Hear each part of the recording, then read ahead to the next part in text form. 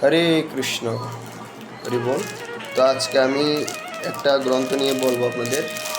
এই হচ্ছে salted bread, যেটাকে বাংলায় অনুবাদ করা হয়েছে নোনতা রুটি। সল্টেড ব্রেড গ্রন্থ এটা খুব গুরুত্বপূর্ণ এবং সবার জন্য এটা সুখপাঠ্য একটা গ্রন্থ।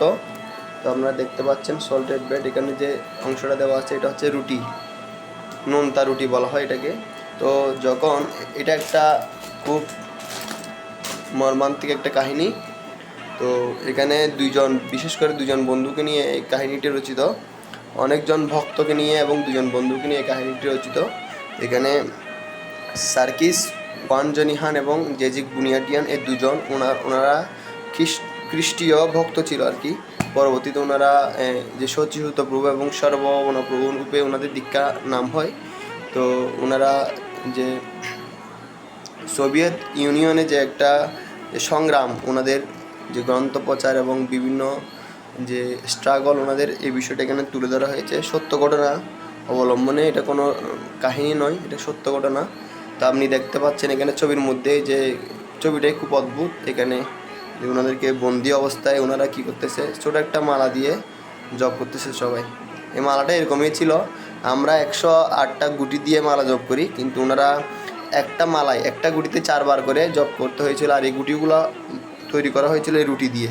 রুটিগুলো শুকিয়ে ওনারা যে জেলের একটা কোনায় একটা খিড়কি থাকে, ওই খিড়কির মধ্যে একটু একটু আলো আসে, ওই আলোতে এই যে পচা রুটিগুলা, এই রুটিগুলো এরকমই ছিল।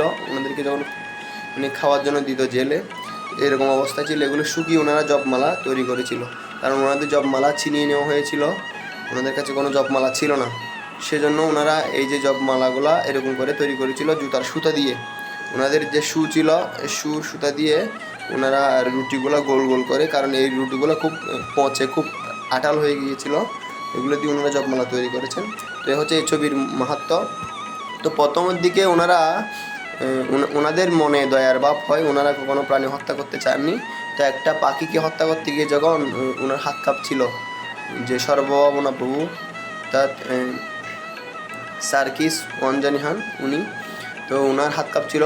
তো উনি ছুরি দিয়ে কাটতে গিয়ে একটু করে ওনার যে সাদা বকের গলায় লেগেছিল, তখন রক্তপাত যখন হয়, তখন উনি সেটা দেখে তখন থেকে প্রতিজ্ঞা করে যে কি, আমি আর কখনো প্রাণী হত্যা করবো না। তখন থেকে ওরা দুজন বন্ধু বিভিন্ন জায়গায় ঘুরতো, যে কোথায় আমরা ওনাদের যে প্রশ্নের উত্তর, আমি কে, বিভিন্ন প্রশ্নের উত্তর, যে ভগবানের সাথে আমি কীভাবে আরও নিবিড়ভাবে সম্পর্কিত হতে পারি, এই প্রশ্নগুলোর উত্তর নিয়ে ওনারা বিভিন্ন চার্চে গিয়ে ঘুরতো। কিন্তু যে যারা ফাদাররা ছিল, তারা ওনাদের প্রশ্নের উত্তর ঠিক মতো দিতে পারতো না।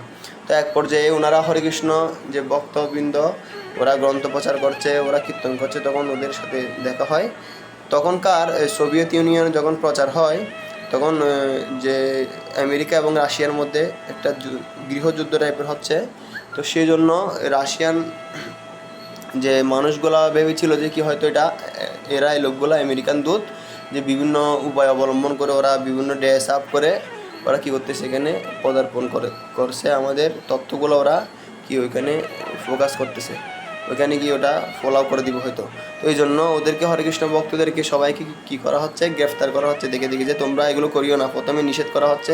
এরপর বারবার যখন হরেকৃষ্ণ ভক্তরা, কারণ ওরা তো ভগবানকে খুব ভালোবেসে ফেলেছে, ওরা এখন গ্রন্থ প্রচার ছাড়া, যে এই বিভিন্ন প্রভুপাদের যে গ্রন্থগুলো ছিল, তো ওই গ্রন্থগুলো ছাড়া ও প্রচার ছাড়া, ওনাদের পরিণাম ছাড়া ওনাদের আর অন্য কোনো কাজ ছিল না। সেজন্য ওনারা সবসময় এগুলোকে নিয়ে ব্যস্ত থাকতো।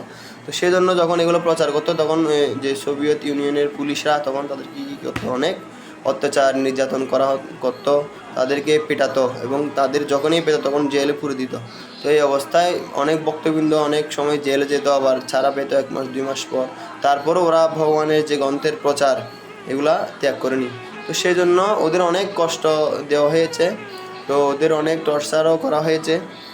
তারপর ওরা এই রক্তাক্ত অবস্থায় বা মার খাওয়ার পরেও ওরা কী করেছিল, ভগবানের এই যে সংকীর্তন আন্দোলন ওরা কী করে নাই, থামিয়ে দেয় নাই, ওরা সবসময় চালিয়ে গিয়েছিল।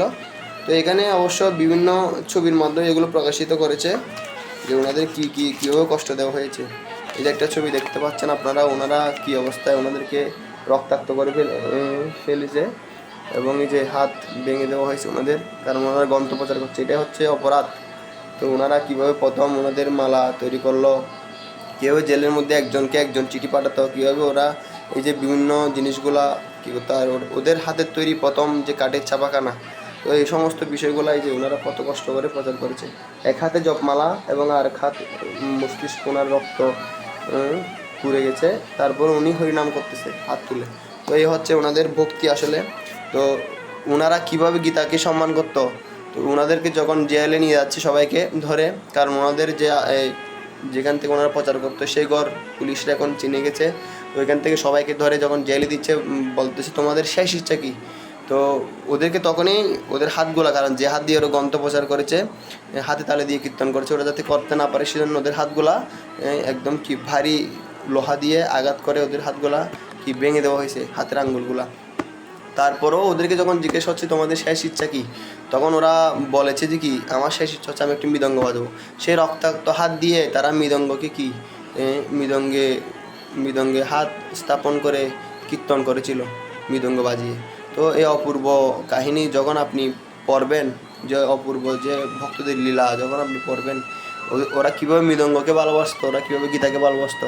তো ওদের কাছে আমাদের মতো এরকম অ্যাভেলেবেল গীতা ছিল না। আমরা তো টেবিলে একটা গীতা, আসনে একটা গীতা, বিভিন্ন জায়গায় গীতা, তো আমরা পড়ার সময়ও পাই না। কিন্তু প্রথম সোভিয়েত ইউনিয়ন যখন প্রথম গীতা যায়, তখন জাস্ট একটা কী ছিল, পেপার ছিল, পেপারগুলো গিয়েছিল, বাইন্ডিংও ভালো করে হয় নাই, কোনো ডাল বা সুন্দর মোড়ক ছিল না। তো এই অবস্থায় যখন গীতা গিয়েছিল, তখন সবাই কী করছে, সবাই গীতাকে প্রদক্ষিণ করে চারদিকে কী আছে তাকিয়ে আছে আর কি, যে ওকে ওই গীতাকে কেউ স্পর্শ করতে দিচ্ছে না, যে স্পর্শ করলে হয়তো দাগ পড়ে যাবে গা। তো এই জন্য সবাই দূর থেকে জাস্ট এটা দেখতেছিল, কিন্তু কেউ কাছে গিয়ে এটা স্পর্শ করতেছে না, কারণ পবিত্র জিনিস যদি আমার দ্বারা কোনো আমি টাচ করলে যদি কোনো এটা দাগ হয়ে যায় বা ভিজে যায় বা ছিঁড়ে যায়, এই জন্য কেউ টাচ করতেছে না, সবাই প্রণাম করতেছে। আর যখন এই গীতা থেকে যখন আরও অন্যান্য গীতাগুলো ছাপাচ্ছে ওনারা, তখন ওই গীতা থেকে যে পেজগুলো ছাপতেছে, বাকি পেজের বাকি অংশ, লেখার বাকি অংশ যেটা আছে, এটা কেটে তো ফেলে দিতে হয়। তো ওই ফেলানো অংশগুলো একজন গিয়ে কী করতেছে, যে রান্নাঘরের এক কোনায় গিয়ে এগুলো খাচ্ছে, যে এটা হচ্ছে গীতার অংশ, এটা ফেলা যাবে না। ওই রকম শ্রদ্ধা ওরা গীতাকে করতো, ওই রকম শ্রদ্ধা ওরা কী করতো, মৃদঙ্গকে করতো, ওই রকম শ্রদ্ধা ওরা কী হরিনাম কী করতো। যে ওনার গুরুদেব বা হরিকৃষ্ণ ভক্তরা বলেছিল যে কি হরিনাম করতে হয়। ওরা কখনো ভগবানের কত সুন্দর, আমরা যেরকম ভগবানের বিগ্রহ দেখি, ছবি দেখি, ওইরকম কখনো ওরা দেখে নাই। তারপরে ওরা কৃষ্ণকে খুব ভালোবাসতো, ভগবানকে খুব ভালোবাসতো, ভগবানের জন্য জীবন দিতে প্রস্তুত ছিল। তো জেলের মধ্যে যখন সবাইকে বন্দি করা হয়, তখন এখানে একজন মাতাজি গর্ভাবস্থায় ছিল। তো জেলের মধ্যে তার একটা সন্তান হয় মারিকা নামে। তো যখন ওই মাতাজির নাম ছিল প্রেমাবতী মাতাজি। প্রেমাবতী মাতাজি যখন সন্তান মারিকা হয়, তখন যে সোভিয়েত ইউনিয়নের কারারক্ষীরা ওনাকে বলল যে কি তুমি যদি হরিনাম ত্যাগ না করে দাও, তবে কি হবে, তবে তোমার সন্তানকে তোমার কাছে আমরা থাকতে দিব না। তো প্রতিদিন ওনার সন্তানকে 1 ঘন্টা ওনার কাছে থাকতে দেওয়া হতো না। এরকম করতে করতে মার থেকে দূরে থাকতে থাকতে 11 মাস বয়সে এক সময় কি যে মারিকা ওনার যে শিশুটা ওইটাও মৃত্যুবরণ করলো। দেখুন ওনারা ভগবানের জন্য নিজের সন্তানকে পর্যন্ত কি সন্তানের জীবন পর্যন্ত, যাকে মানুষ নিজে থেকে বেশি ভালোবাসে সেই রকম ভালোবাসার বস্তুকে ত্যাগ করতে প্রস্তুত ছিল।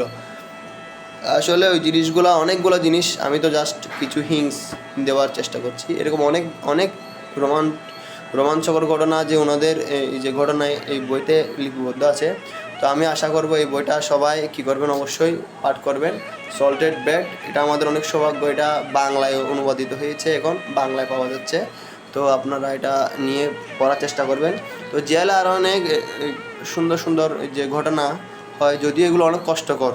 তো এমন কেউ নেই, আমার মনে হয় এমন কেউ নেই যে গ্রন্থটা পড়ে তার চোখ দিয়ে জল বেরোবে না, কারণ সত্য ঘটনা যে এত কঠোর হতে পারে, এত কঠোর হওয়ার পরেও ওরা যে ভগবানকে ভুলেনি, ভগবানের নাম ত্যাগ করেনি। আমাদের একটু গায়ে জ্বর আসলে বা একটু মাথা ব্যথা করলে আমরা ভগবানকে ত্যাগ করে দিই। তো কিন্তু ওনাদেরকে পাগল হওয়ার জন্য ইঞ্জেকশন পুশ করা হয়েছে। ইঞ্জেকশন যখন পুশ করা হলো, ওনারা পাগল হয়ে গেছে প্রায়। এই ইঞ্জেকশনের এমন একটা মাত্রা ছিল আর কি।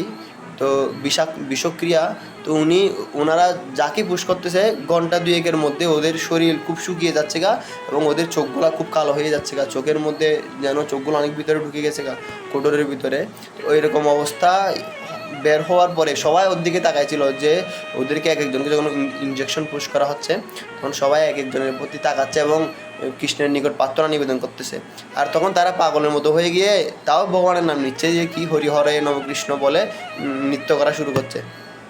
কিন্তু ওরা পাগল হয়ে যাওয়ার পরেও, প্রায় হয়ে যাওয়ার পরেও ওরা কৃষ্ণকে কখনো কী করেনি, ত্যাগ করেনি।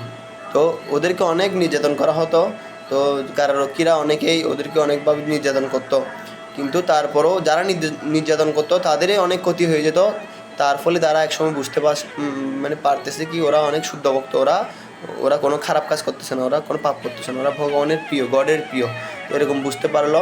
তো এরকম অনেক ঘটনা। শেষে যখন ওইখানে জেলের একটা নিয়ম আছে, যারা খুবই অসুস্থ হয়ে যায়, তো ওনারা তো সবসময় খাইতো না, কারণ এগুলো পচা রুটি ছিল। আর জেলের মধ্যে যে বড় বড় ইঁদুর ছিল, ছারপোকা ছিল, এগুলো কামড়াতো। ওদের তো এমনি খাওয়ার কোনো সোর্স ছিল না, কিন্তু ওদের রক্তগুলো সবগুলো ছারপোকারা শোষণ করে দিত। আর ভক্তরা তো কোনো প্রাণী হত্যা করে না, বিদায় ওরা ওদেরকে মারতেও চাইতো না। আর পরক্ষণে গিয়ে যখন ওদেরকে রুটিগুলা এরকম করে দেওয়া হতো, তখন ছারপোকারা বড় বড় ইঁদুরগুলো এসে ওদের আগে, এখানে লেখা আছে যে অনেক মোটা মোটা ইঁদুর, এগুলো সবগুলো এসে ওইগুলো আগে কামড়ে নিয়ে যেত। আর যদিও ওরা তো খাওয়ার রুচি ছিল না এগুলো, যেহেতু ওরা ভক্ত ছিল, ওরা এগুলো খেত না, সেজন্য ওইরকম 2 বছর একটা জেলের মধ্যে ওরা বদ্ধ অবস্থায় ছিল। তো এক সময় যখন সচিসুত প্রভু উনি খুব অসুস্থ হয়ে গেছে, 2 বন্ধুর মধ্যে একজন, এখানে 8-10 জনের উপরে ভক্ত ছিল, অচ্যুত প্রভু আরও বিভিন্ন ভক্তবৃন্দরা ছিল। তো ওরা হরেকৃষ্ণ টেম্পলে থাকতো, কিন্তু ওই সচিসুত প্রভু এবং সর্বভৌম প্রভু, যারা পরে দীক্ষিত নাম এই দুইটা হয়, জেজিক বুনিয়াটিয়ান সার্কেস ওয়ানহানিয়ন, তো ওনাদের নামগুলোই সর্বভৌম এবং সচিসুত হয়। ওনারা দুজনের মধ্যে সচিসুত প্রভু খুবই অসুস্থ হয়ে গেছিলো। ওইখানে জেলের একটা নিয়ম যে অসুস্থ হলে ওদেরকে দুধ কলা দেওয়ার একটা বিধান আছে। তো উনি অনেকবার চাইছে যে আমি তো আর হয়তো বেশি দিন থাকবো না, আমাকে কিছু খাবার দাও, কিন্তু তারপরেও জেলাররা, ওই কারারক্ষীরা ওদেরকে কী করেনি, ওনাকে খাবার প্রদান করেনি। বিদায় এক সময় উনি যখন দেহ রাখবে, তখন ওইখানে তো তিলকও ছিল না। আমাদের কাছে অনেক তিলক আছে, যে আমরা তিলক করতেছি কপালে, কিন্তু ওনাদের কাছে তিলক ছিল না। আমাদের ওনারা পেস্ট দিয়ে, যে দিয়ে আমরা দাঁত মার্জন করি, ওই পেস্ট দিয়ে উনি এরকম করে ধ্যান মুদ্রায় বসে ওই পেস্ট দিয়ে তিলক করে, এক সময় কী করেছে, ওই তিলক করে হাসি মুখে উনি এখানে দেহ রাখছে। তো দেখেন, যিনি কৃষ্ণের জন্য, যে কৃষ্ণের নাম ত্যাগ করলো, ওনাদের এক মুহূর্তে কিন্তু সবাইকে ছেড়ে দিত, যে তোমরা এগুলো ত্যাগ করে দাও, গ্রন্থ প্রচার করবে না আর হরিনাম করবে না। এগুলো যদি না ওনারা যদি মেনে নিত, তাহলে ওনাদেরকে অনেক আগে ছেড়ে দিত। কিন্তু ওনারা এগুলো করতেছে বলে, ওনারা এগুলো কন্টিনিউ চালিয়ে গেছে বলে ওনাদেরকে 2 বছর ধরে জেল আটকে রাখা হয়েছে। এবং এক একজন করে অনেক কষ্ট ওনারা কেউ অনেক বড় দুরারোগ্য ব্যাধিতে আক্রান্ত হয়ে গিয়েছে। এবং একজন সচিসুত প্রভু, যিনি ওইখানেই জেলের মধ্যেই 2 বছরের শেষের দিকে, 1 বছরের প্রায় কিছু শেষের দিকে উনি ওইখানেই মারা গেছে আর কি, অনাহারে। উনি অনেক কোনো খাবার খেতে পারেনি, অনেকবার চেয়েছিল যে আমাকে কিছু খাবার দাও, আমি যাতে খেতে পারি, আমি খুব অসুস্থ, আমি খুব কষ্ট পাচ্ছি, কিন্তু ওইখানে খাবার দেওয়া হয়নি। শেষ পর্যন্ত উনি ফ্যাস্ট দিয়ে তিলক করে, ওইখানে সর্বাঙ্গে তিলক করে উনি কী করলো, ওইখানে দেহ রাখলো ভগবানের নাম নিতে নিতে হাসি মুখে। তো আসলে এই যে সত্য ঘটনা ভক্তদের জীবনে। আর ওই 2 বন্ধুর মধ্যে যে এক বন্ধু বেঁচে আছে এখনও, সর্বভৌম প্রভু, তো ওনার যে ছেলে, ওনার সুপুত্র এই গ্রন্থটি লিখেছে, ওনার পিতা এবং ওনার পিতার বন্ধু, এবং যারা প্রাথমিক অবস্থায় যে সোভিয়েত ইউনিয়নে যারা প্রচারক, অর্থাৎ রাশিয়ায় যারা প্রচারক ছিল, ওদেরকে নিয়ে এই যে গ্রন্থটা লেখা। তো তখনই 2 বছর পরে রাশিয়াতে ওই যে হরেকৃষ্ণ ভক্তদের সম্বন্ধে যখন গবেষণা করা হয়, তখন ওরা জানতে পারে যে না, ওরা তো কোনো ভুল কাজ করছে না, তখন সেটা ওইখানে অনুমোদন হয়। এবং বর্তমান বিশ্বে রাশিয়ান যে ভক্তরা আপনারা দেখতে পান মোবাইলের মধ্যে, কত উন্নতভাবে যে ধর্ম প্রচার করছে, এবং ওরা যে ওদের যে কালচার, এগুলো ত্যাগ করে শাড়ি পরিধান করে কত সুন্দরভাবে ওরা জীবনযাপন করছে। তো অনেক গুরুত্বপূর্ণ এই গ্রন্থটা। তো যদি আপনারা কেউ এটা নিতে চান তাহলে আমার সাথে যোগাযোগ করতে পারেন, এবং যে কোনো মন্দির থেকেও বড় বড় যে মন্দিরগুলো আছে ঢাকা স্বামীবাগ আশ্রম বা হরে কৃষ্ণ যে প্রবর্তক মন্দির, ওই যে প্রবর্তক হরে কৃষ্ণ মন্দির থেকেও আপনারা কী করতে পারেন, এই বইটা কালেকশন করতে পারেন। তো খুবই গুরুত্বপূর্ণ।